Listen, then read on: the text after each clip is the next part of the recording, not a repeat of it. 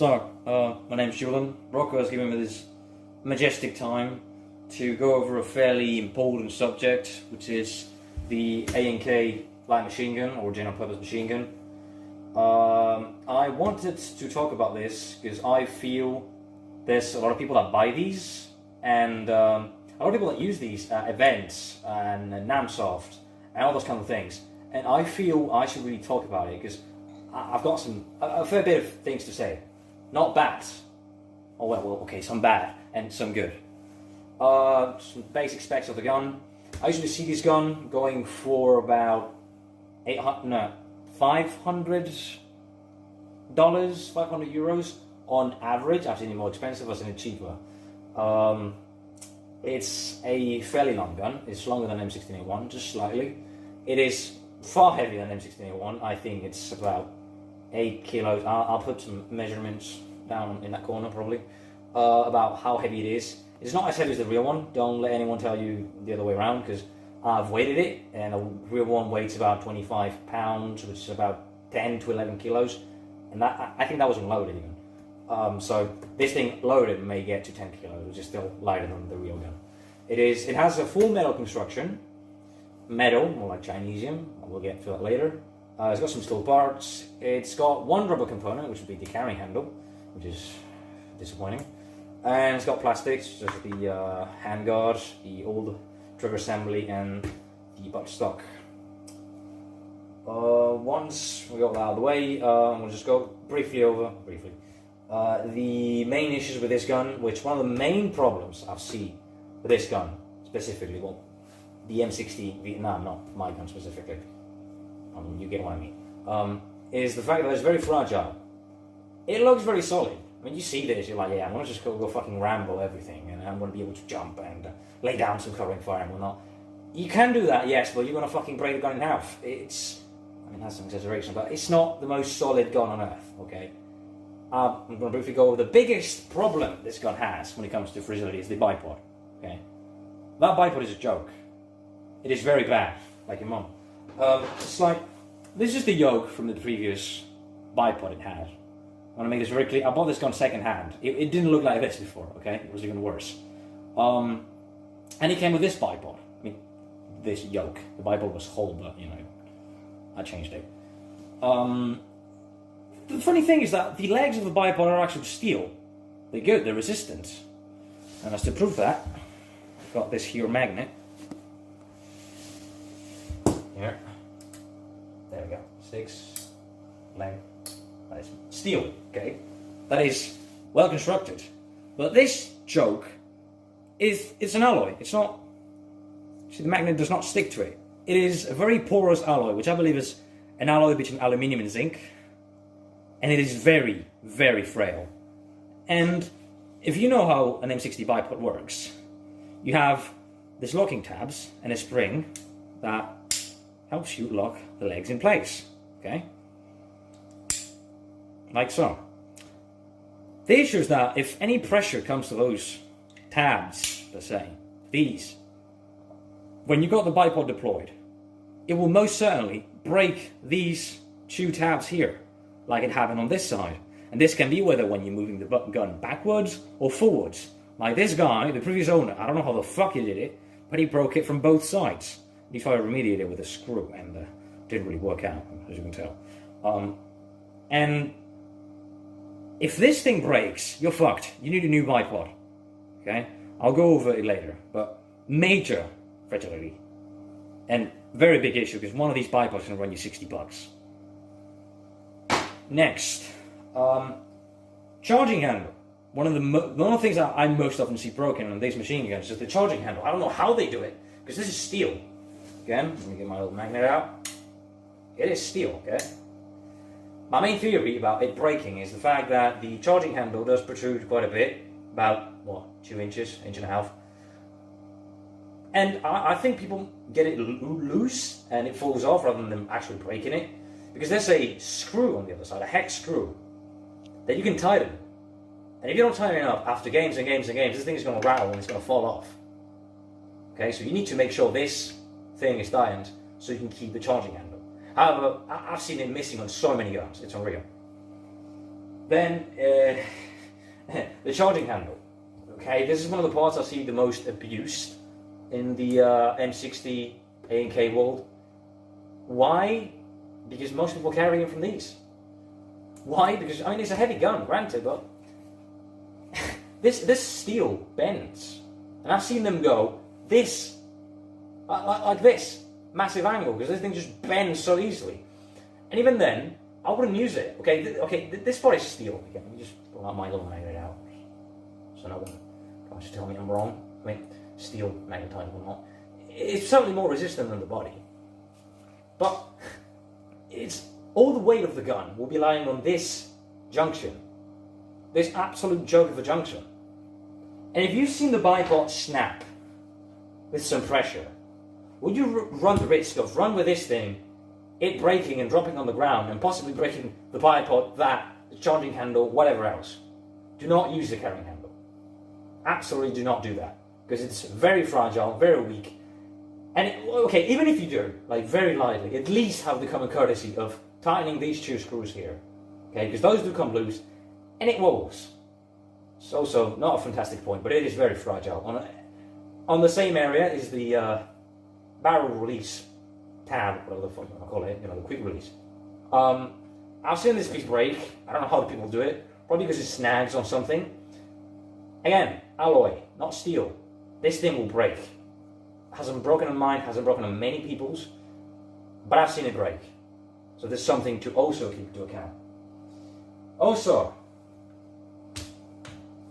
the junction between the top cover spring and hook and the lower receiver, or receiver, if you want to call it that.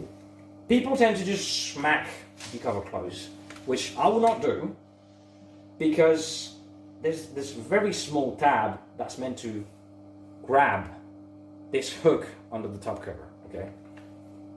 This is remarkably small, and again, we're not talking about steel. If it was steel, I wouldn't give a shit. I would just smack this all day. You can count on that.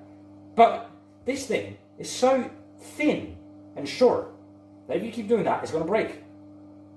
It's already got a massive amount of wear from mine, and I don't really do that much. It might be in the previous owner, but again, I wouldn't do that at all. Because if this thing breaks, unless you heavily modify this thing to be longer and grab onto this one, it's not going to close, and it's going to look dumb, and you're going to have to zip tie them.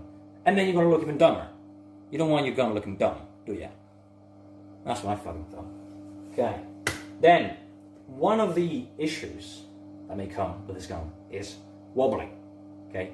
The gun might get wobbly, which can be linked to fragility, something to keep into account. Every single part of the gun is held on by screws. 2 screws for the gearbox, 2 on the other side, 6 screws on the trunnion, screws on the handguard. And one of the biggest problems is, okay, you can tighten a screw, okay? And you can make the wobbling stop to an extent. What you can't stop the wobble is from pins. And that is directly the issue with the front side, okay? Bring this in close, huh? This is a problem with the design. On the real machine gun, it works fine, because it's steel, okay? It can handle impacts. However, on this thing, which is, again, Chinesium, this thing is going to start wobbling very easily. Why? Because you see the bipod. It's got rotation, okay? You can move it around, but it stops moving. There's a lock there. And that lock is basically able to do that, because you can see the yoke, one part is deeper than the other. And this allows some flex, per se, some movement to the bipod on the barrel. And that movement is stopped by a little recess on the front side. So if you run a lot, and the bipod goes like this, it's going to impact the side itself, and it's going to wear on the pins. And that is going to cause the sight to just, move from side to side. Which again, not a massive issue. I mean, you're not using a fucking sight. This is airsoft. Like, let's be real. And even in reenactment, you don't want to use it. But it still looks dumb when you look down the side and you see the rear sight and you see the thing going like this. It's a bit off-putting. Not gonna lie. Not a big fan.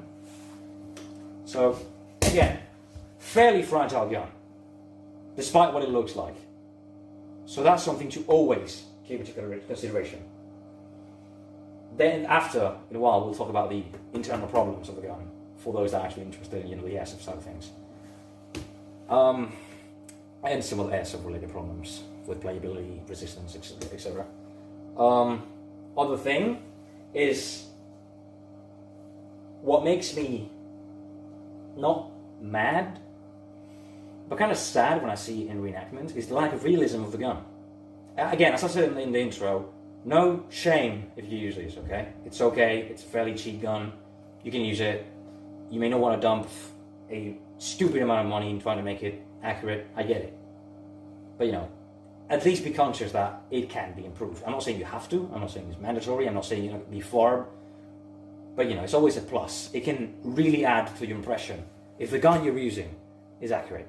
It's like having an M60 VN, okay, and having an HO receiver. It looks out of place, and it's not that blatant with this gun, but you know, it's still there, okay? I'm going to start by the most sinful thing I've seen in my life, which is this, okay?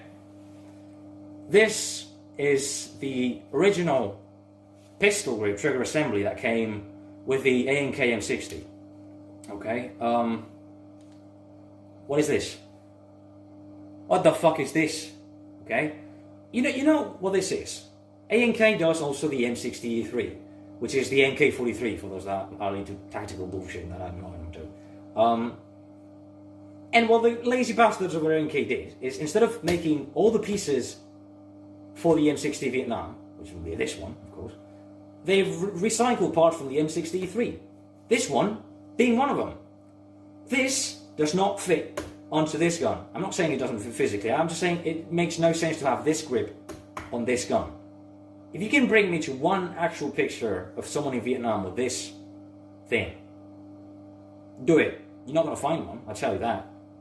And this is the biggest issue with this gun.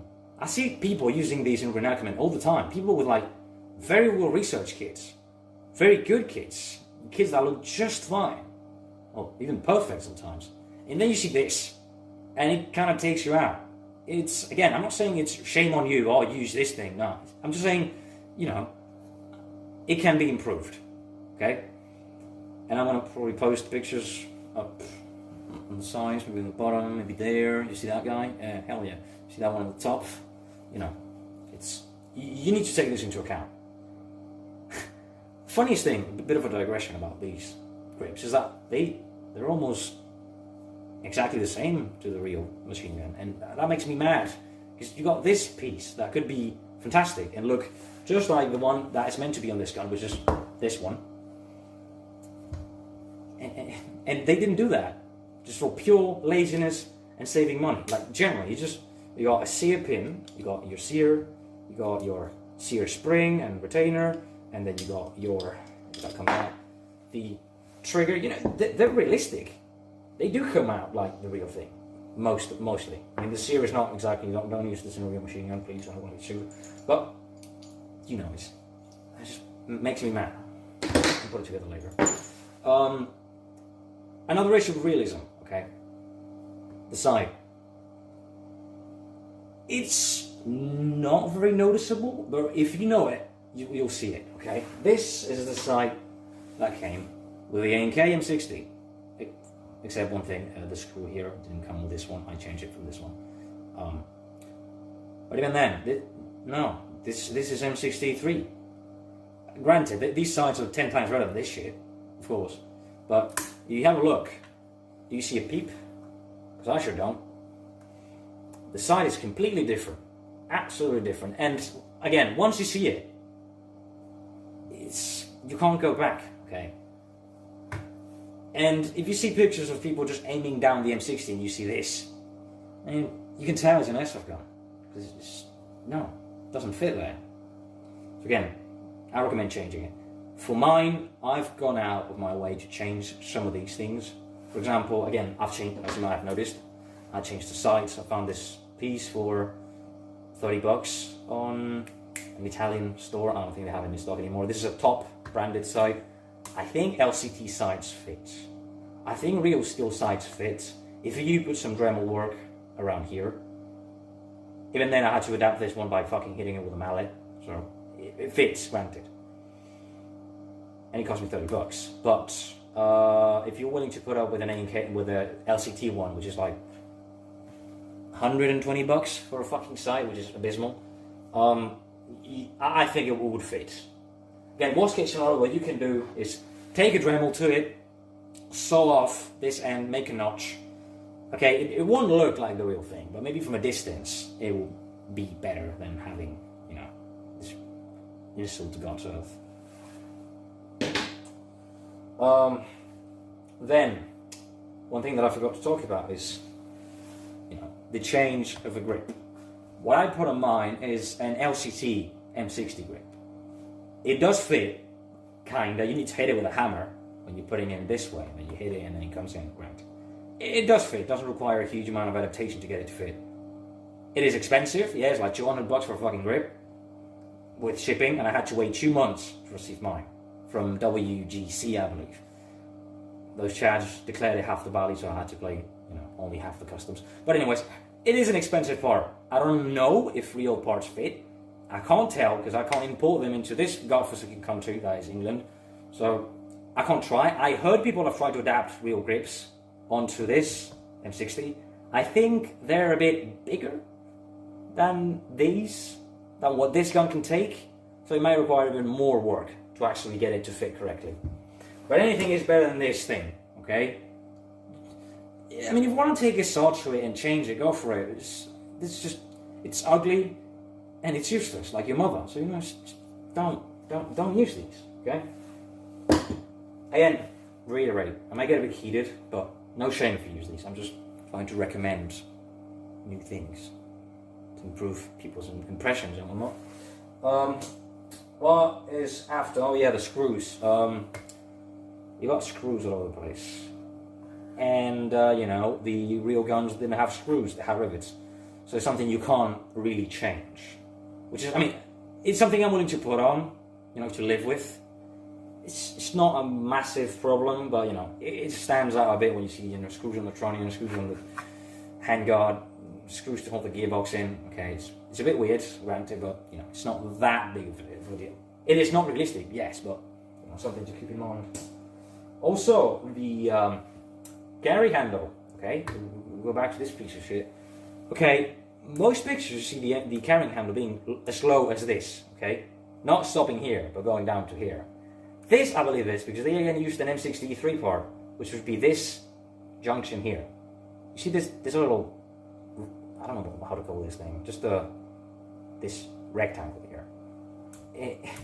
It impedes the complete movement of the charging of the carrying handle to go this low.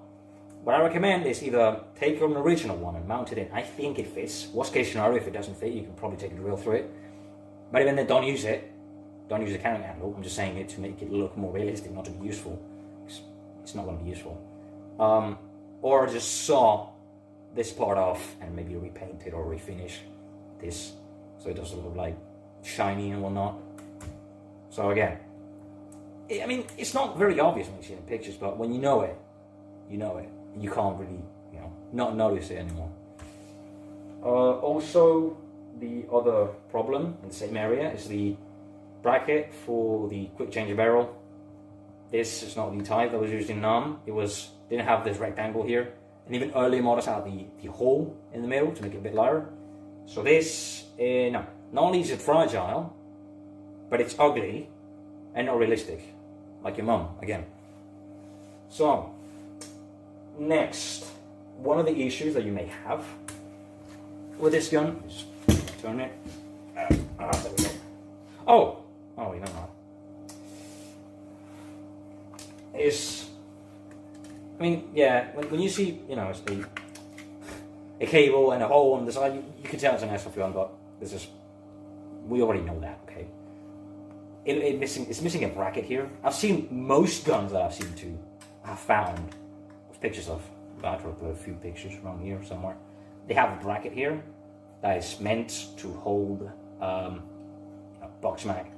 Well, I believe it's for helicopters, for when they mount the gun in there. Might be wrong, or maybe to just put the, you know, it's not made for it, but you can put a sea ration can on it, which you can see plenty of pictures of people doing that. And you may see that bracket, Just, I mean, not major, because I've also seen pictures of M60 machine guns with this plate. But you know, always something to keep into account.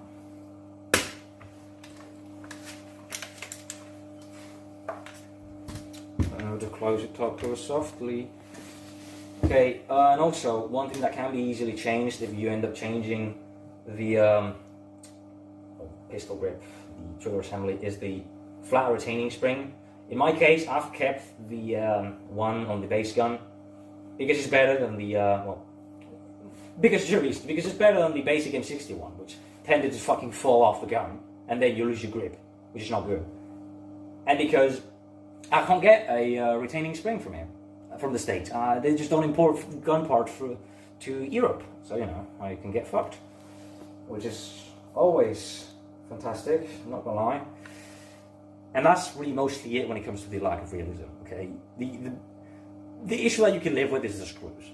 The rest you can change it. I mean, I don't know if an original, quick barrel release tab will fit. Worst case scenario, you can drill a hole. It will make it fragile, granted. I won't recommend doing that. I would recommend just keeping it like it is and assuming the lack of accuracy it has. But something to keep into account. It is not perfect. It's got potential, but when you got it in this basic layout, it's good from afar, but far from being good. Now, leaving the reenactment side of things to a side. Airsoft wise, this gun is okay. It's got potential. You can make this into a killer gun, okay? But you need to take care of it. Again, if you bring this to a game, every single game after that, after you come home, you need to completely make sure all the screws are tight in, because these do get loose, okay? That's number one thing you need to do when you have one of these. Secondly, internally, okay, you got a big fat gearbox that should allow you to put plenty of, high pressure springs in there. You got plenty of room for upgrades because the internals are basically the same. It's just the shape of the gearbox that changes. You got a short motor type, which is basically the motor type on G36s, AK-47s will not. You can easily get plenty of replacement for it. What I would absolutely imperatively tell you to change on this gun is three things, okay? You need to change the hop-up. Personally, I've changed it with one of the CNCS or Pro ones, which is I think it was $30. It's better than the standard one, that's for sure. The micro switch. The micro switch is the junction, well, when you press the trigger, you hear a small click. That is the micro switch going off. I've changed mine, because the previous one, the one on the basic gun, from what I've heard, had plenty of runoffs. A runoff is when you pull the trigger, you let go and it keeps shooting. That's not cool, okay? That's very unsafe. It can break your gearbox. It may scare you, you may drop the gun, and you may damage it. Again, change it, for everyone's sake. And also, I recommend changing the piston. The standard piston is a shitty plastic, one of those cum white plastic pistons, which is not exactly the highest quality, and it's got plastic teeth. So I recommend putting some steel teeth to a piston in here, so it actually runs better. Because when I bought this thing, on the day 2 that I owned it, I never brought it to a field, the piston broke. Okay, so something to keep into account. Also, as far as playability goes, one thing that I said I would talk about is the plates on the side. Okay, so we got here this is an LCT plate. So one of the things you must change if you want to actually playing with this gun is this plate right here. The original plate is garbage. It's again, the same alloy that the gun is made out of, very poorly spot welded onto the tab behind it that is meant to hold the this whole plate to the feed tray. It breaks. It took it 3 games for it to fall off. Okay, get an LCT one. Okay, one thing, LCT parts are very expensive. Okay, ridiculously expensive, but this part is absolutely worth it. You must get these if you actually plan on playing with this thing, for a prolonged period of time. Because if not, it will break. And I would recommend getting the same one from A&K. Just don't do it. Only con is that the box mag that comes with it, which is that comes with the gun, not the plate, because it doesn't come with magazines. it fits a bit weird in there, okay? I may try to do it right now, just to show that it does in fact fit, kinda. It's a bit like giving fucking birth in reverse, which is absolutely horrible thing to put on, not gonna lie.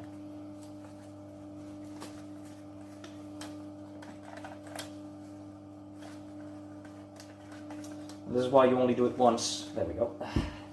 So it does fit, okay, but it doesn't have the same bracket the A&K one that goes, that the A&K one has, that goes around and supports this tab.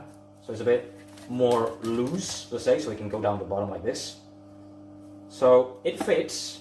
You may have to fill around with this Velcro tab to get it to stay on properly, but it is still 10 times better than the original magazine plate. Now let's see if I can actually take this thing off, which is going to be a bitch again, like your mom. So also something to keep in mind is the magazines themselves. I've heard a lot of bad things about these magazines. They do seem to be fairly fragile. They do not seem to be made out of the most high quality materials per se. Mine has worked fine for nearly a year. I haven't had much of an issue with it. However, I heard of these breaking, so it may be a good idea to have at least one spare. I mean, granted, these are $50 magazines.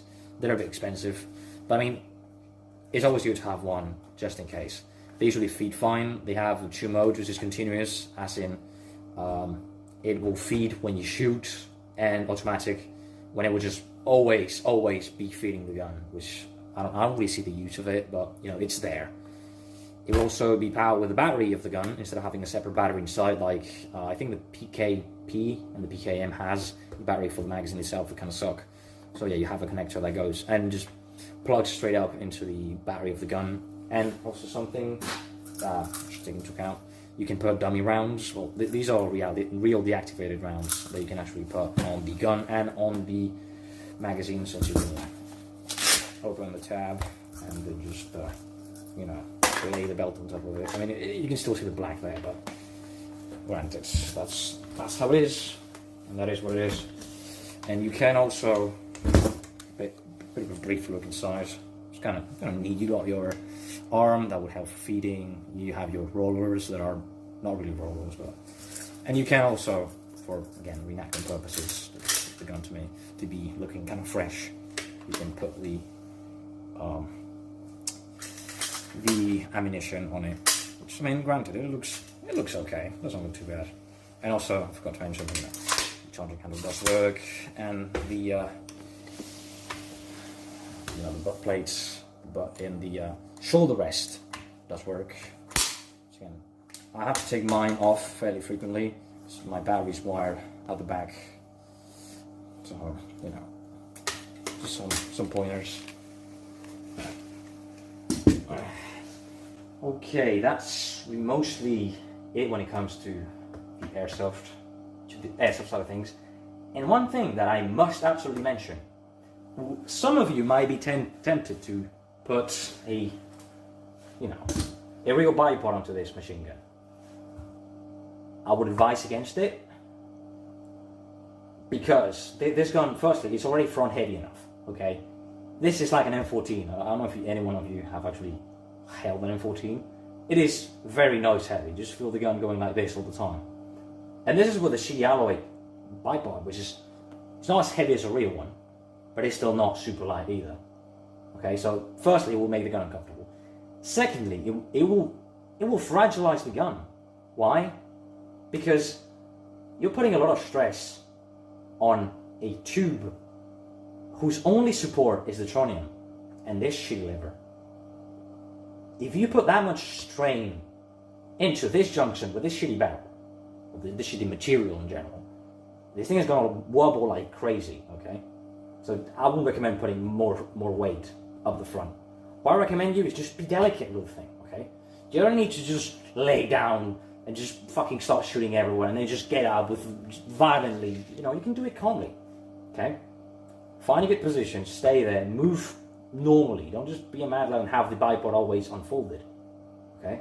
For example, most of the times when I play, I barely even use the bipod. I just when I get to a barricade, I just lean on this thing, which is probably far more safe than putting any weight or any pressure on this part of the barrel that would be directly directed to this part, okay?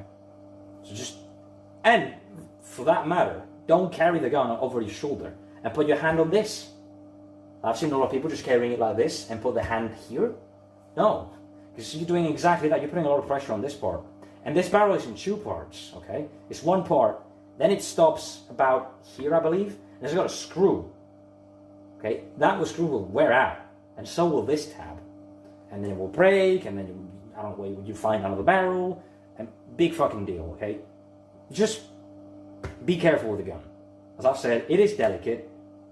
It needs a certain level of care, maintenance, taking care of it, just making sure you don't do any stupid shit with it, as in bumping into things, hitting it against walls, against barricades, fucking lying it down. Even if you pick it up and they just go like bam, okay, you're gonna fucking smash it, okay, just, you know, put it normally, the side up, and there you go. There's no need to just be an animal with it, okay? Because that's the thing. This gun, many people will describe it as, okay, a shit gun or a bad gun.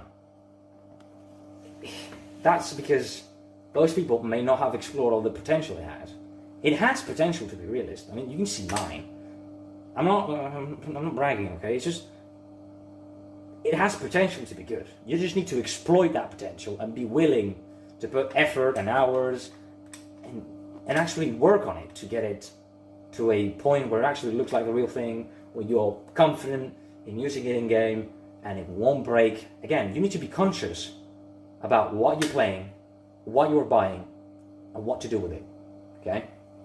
So again, this, as I said, is a diamond in the rough, okay? It's not a diamond, it's not an LCD, okay?